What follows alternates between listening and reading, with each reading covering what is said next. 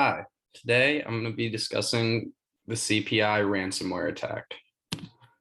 So a little background information on this attack is that the victim was the company California-based Communications and Power Industry, which I'll just be referring to as CPI throughout the rest of this presentation. And they were attacked in mid-January of 2020. CPI manufactures components for military devices and equipment such as radar and missile seekers. The U.S. Department of Defense and the Advanced Research Unit DARPA are customers of CPI. CPI also claims to be the largest U.S. manufacturer of military-grade electron devices. CPI fell victim to a ransomware attack based on a phishing technique, and ultimately the ransomware was able to spread to thousands of machines on the same network with an unsegmented domain. Some more details on the attack are that the attackers were able to gain a foothold, as mentioned before, in the CPI network through a phishing technique. More specifically, a domain administrator logged into the CPI network, clicked on a malicious link in an email, which ultimately allowed the ransomware to gain access to the network. And from there, it was able to spread rapidly across all machines on the network due to the unsegmented nature of the domain. And essentially, once the ransomware had spread, CPI was completely locked out of their own network and had no access to any of their machines. And in addition to this, the ransomware also encrypted all of CPI's files and data and transferred these files and back to the attacker's server so that they could use it as leverage as potentially leaking this confidential data to the public, that CPI's confidential data to the public. Some more details are that the ransomware also was able to gain access to CPI's on-site backups and shadow copies of their data. So there were no backups or shadow copies of the data. It was so CPI had no access to any of their data as it was all decrypted. And ultimately, a $500,000 ransom was requested by the attacker from CPI in order to obtain a decryption key to all the encrypted files and data and ultimately gain access back to their network.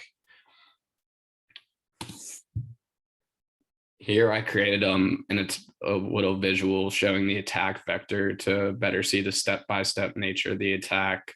And so as you can see, the first step is that the ransomware gains access to the network through a phishing technique. As I mentioned before, that domain administrator with the highest level of privilege clicking on a malicious link in an email while logged into the CPI network on a CPI machine was able to launch this ransomware attack. And once the ransomware had a foothold on one machine, it was able to move laterally across the network and gain access to all machines and servers.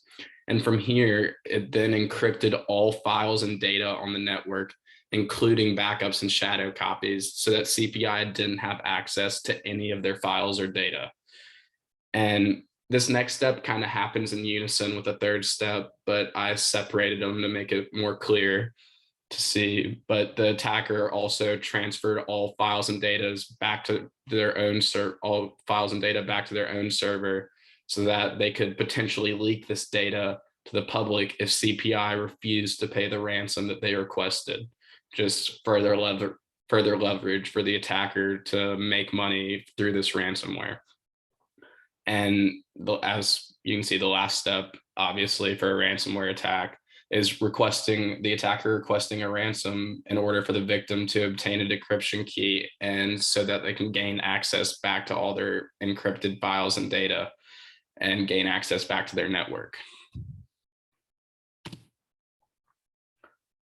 So there were several consequences of this attack due to this attack. And one of the main ones was that confidential data that was a potential threat to US national security was breached in this attack.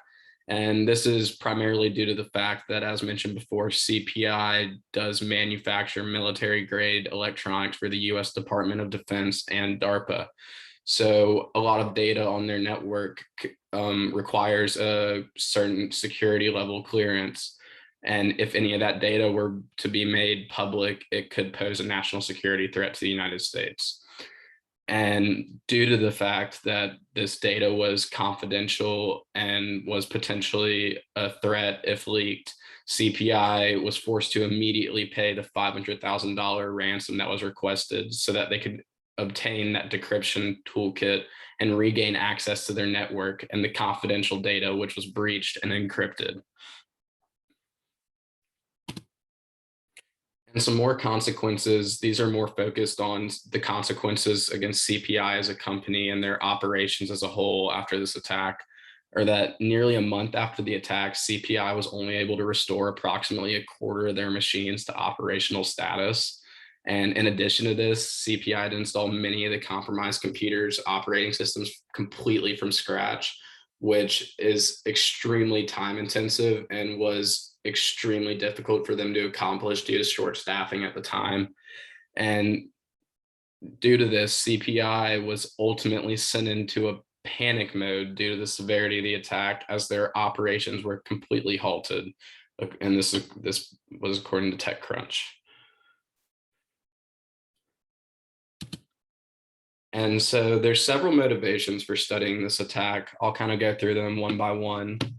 The first one is that security risks can be caused by human error, as can be seen in this case, a phishing attack. And so it's extremely important for users to be aware of possible malicious attacks that could happen through phishing, as phishing is becoming more and more prevalent, and you see it all on almost a daily basis in email and various other websites.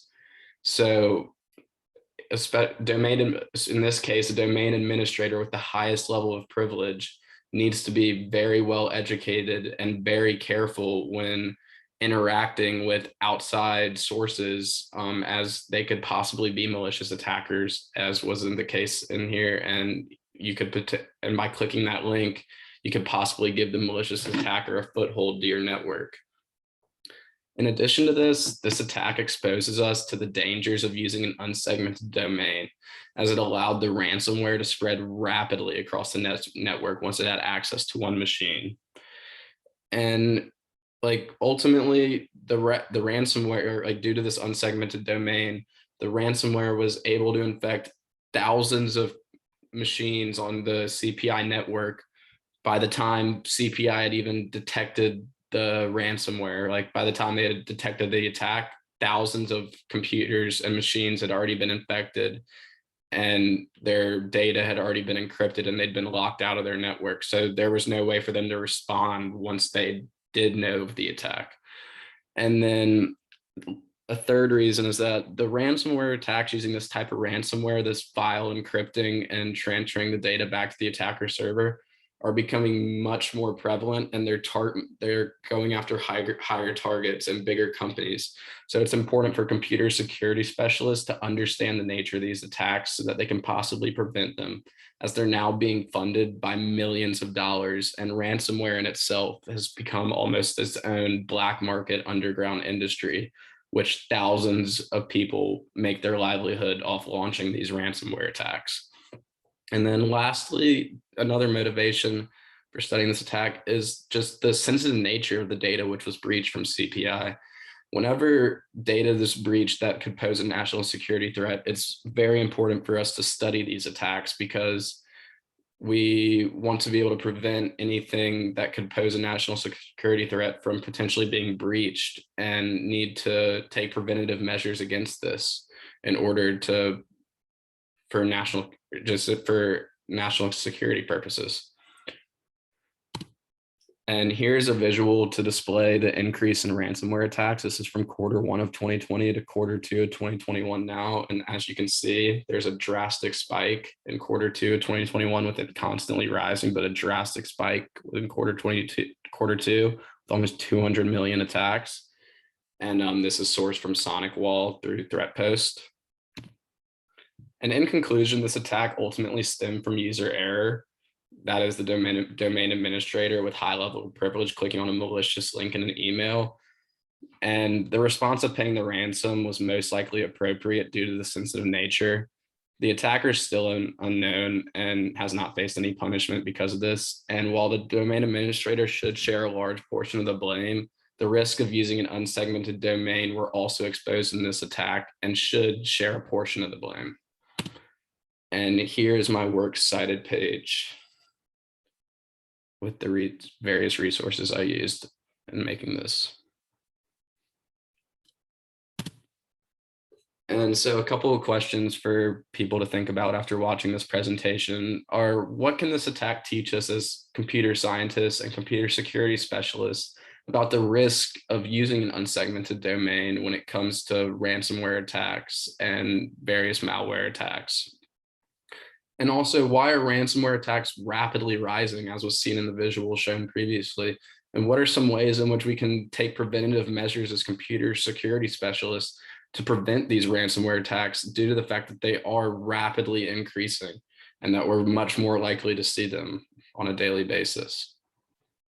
Thank you for listening to my presentation, everyone.